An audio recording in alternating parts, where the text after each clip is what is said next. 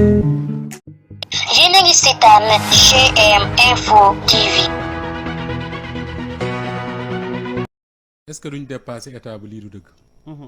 xam nga Pa Makhtar cette affaire là bi mu dem cette affaire là bi mu démarré ba léegi. bari nañu ci doon wax ne complot la. mais ñun taskatu xibaar yi ñu nekk tant que amuñu des éléments yoo xam ne moo ñu mën nañu am suñu conviction personnelle comme li Aliou Sow wax sànq. que ni dañoo gëm ne lii la. mais tant que amoo des éléments qui le prouvent da lay difficile trop nga toog ne lii la wala lee la.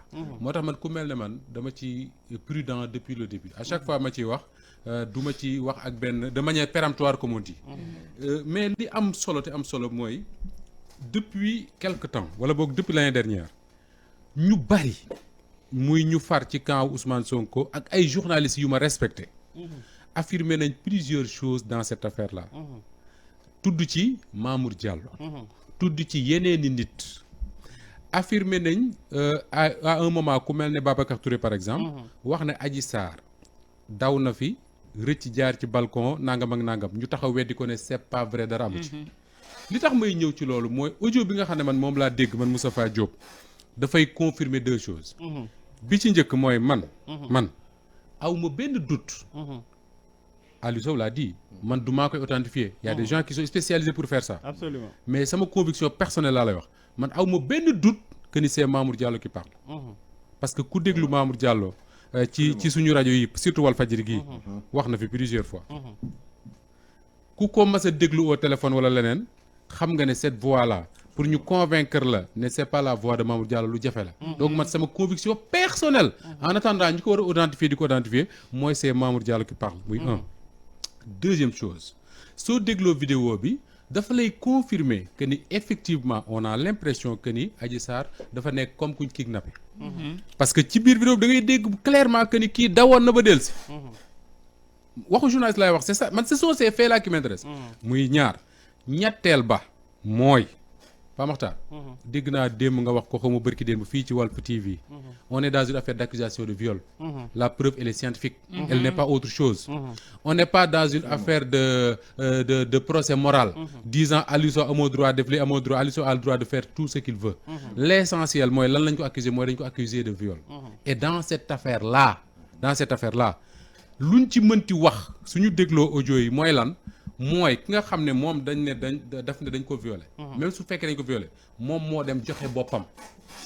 c'est ça que je retiens des vidéos que j'ai écoutées. parce que lan mooy Mamour Diallo lan moo ko lié ak Adji Sarr. ba mu war ko di jàppale ba mu war di am ak moom un contrat moral. lan moo ko lié. rien du tout. absolument rien du tout. dans cette affaire là man su ma déggul woon. que ni su ma déggoon ne amul benn kilifa boo xam ne tudd nañ ci turam ne moom moo nekk de wala moom moo dimbali ndaw si wala moom moo ko jàppale ci nangam ak nangam. ku ne ma complot la ma ne la demal fori ndeef ba lijjanti mbir mi. mais à partir du moment où man sama nopp ma may koo xam ne moom lañ ci tudd te man amu benn doute que ni baatam la. muy wax ne on a un contrat moral. dinañ la assister jusqu'au bout.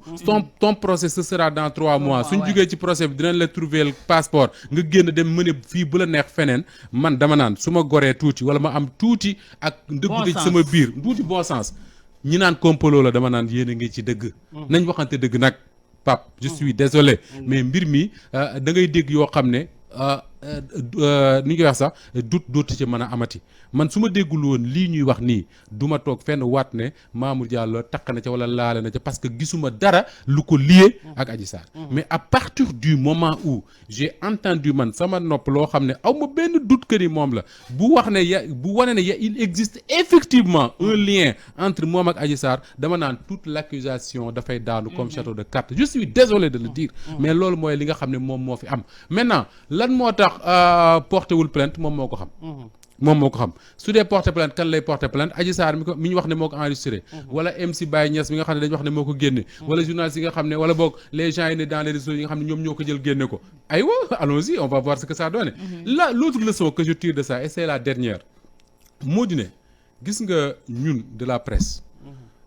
on a benn rigueur dans notre travail qui nous impose, comme dit Aliou Sow, quand on reçoit certaines choses, de ne pas les divulguer parce qu'on n'a pas les moyens de les authentifier avant ñu koy teg fenn ak fenn ak fenn. Et ça c'est important. Et loolu li nga xam ne moom la ñu empêché ñun ñu def ko ñeneen ñi def ko aussi peut-être de manière volontaire ils ont préféré faire un black-out dans ça c'est leur droit mais loolu noonu les réseaux sociaux moom dafa leen tënkul. Les gens yoo xam ne ñoo ne ci réseaux sociaux yi ñoom loolu tënku leen. te gis nga lii départ nii waxoon naa ko fii la semaine dernière mu fi mujjee. que ne réew mi nañu moytu. lii ñu fi bëgg a commencer mooy enregistré di tegante. absolument parce que dégg naa. di fàttali Mansour Faye.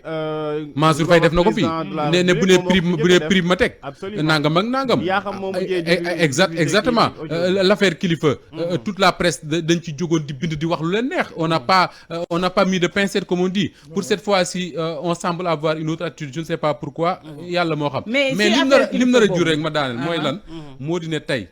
xam nga am na ku ma dégg mu ne même avocat bi nga xam ne moom mooy défendre Adji Sarr am na ay enregistrement Adji Sarr yu mu yëkkati ay kàddu jëm ci moom yoo xam ne waajooju nee na bu fekkee ne génn na njabootam tas.